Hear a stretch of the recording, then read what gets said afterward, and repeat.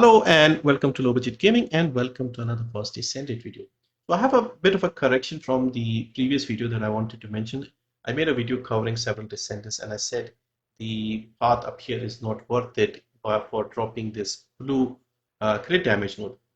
Basically what I ended up saying was this blue node will do more damage than all the nodes over here. That is not strictly true. What I was trying to say was uh, dropping this one to take this is not worth it because these are kind of free. You can get them anyway, but getting to up to here will require you to sacrifice this. Now, previously, before this mutant cells update, I was using like 3 or 4 HP nodes here. I think this is the exact Arche tree I had before the update. So I can very easily drop these 4 and take a little more skill power, especially this purple one here.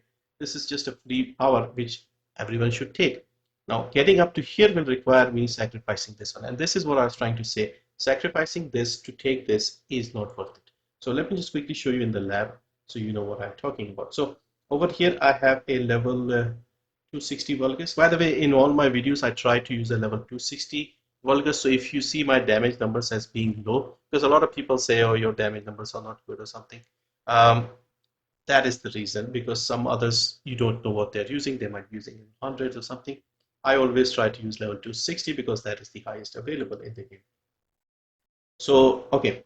Now, another thing I'll do is I will not have the secret garden in hand simply because of the pest control. Sometimes it will trigger, sometimes it will not trigger, so it will give us different results. And I'll also reset the Vulgus after every hit because when you hit the Vulgus, you'll have your dark current. You will have the area burst inducer from your inversion reinforcement. So there'll be a lot of statuses applied. So if we hit the same Vulgus again, the results will not be accurate. So with the first step, what we are doing is keeping the crit damage and going up to here. And so what we are seeing here in terms of numbers is skill power is 15,177. Okay, and the crit damage is 5.175. Now, if we do this and hit the Vulgus, let's use our second ability. 1.7 million 54,000 1754. Okay, that is the number. Let's do it one more time for consistency. We'll reset the Vulgus so that the statuses are gone and we'll hit them again. 1754. Okay, so that is the number we are getting by keeping the crit damage. Okay, so now we will reset and we will drop the crit damage and we'll take this. Okay, so now what we have is 15,203. Okay, we had 15,177 last time. Okay, and over here this has dropped. We had 5.175. Now we have 5.07. Okay, now 1754 was the number. So let's see what we get now. We actually did not crit, even though I have 100% crit. So you can see here, even with 100% crit, you are not guaranteed because of the resistances. So let's do it again. We did not see the numbers, but over on the right, we see 1721. Let's do it again because that was a bit weird. Damage number did not pop up. 1721. Okay, let's do it one more time.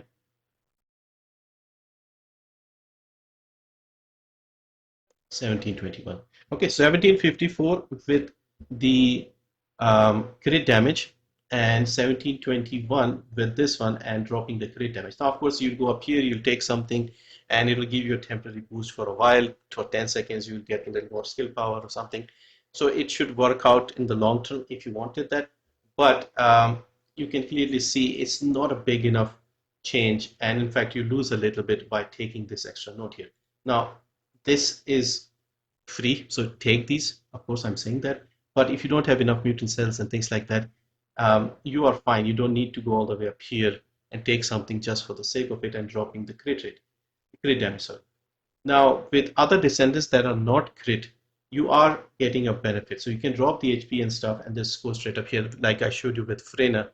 And so that is why the non-crit descendants will make more sense. Now, if you drop some crit rate and crit damage, your results will just be inconsistent. Occasionally, you might see bigger numbers when you have the statuses and you are critting. Because you can see just now, even with 100% crit, there will be plenty of occasions where you will not crit. So yeah, the results have to be very consistent in the lab or wherever you're doing to give you an overall idea of which is better and which is giving you more power. Just math alone isn't enough because, like I showed you, the enemies sometimes don't crit even with 100% crit rate. So hopefully that explains things and clears the confusion if anybody was confused by that. Because yeah, I just said that this is better than taking all these. No, not all of these, just this one. Or trying to get all the way up here. I think that is more accurate way of saying it. But anyway, thank you for watching and see you soon with another video. I still haven't managed to get any more boxes. I had two and I still have two. So I'll grind a little more and then once I get a few more, I'll make a few videos with the mutant cell adjustments.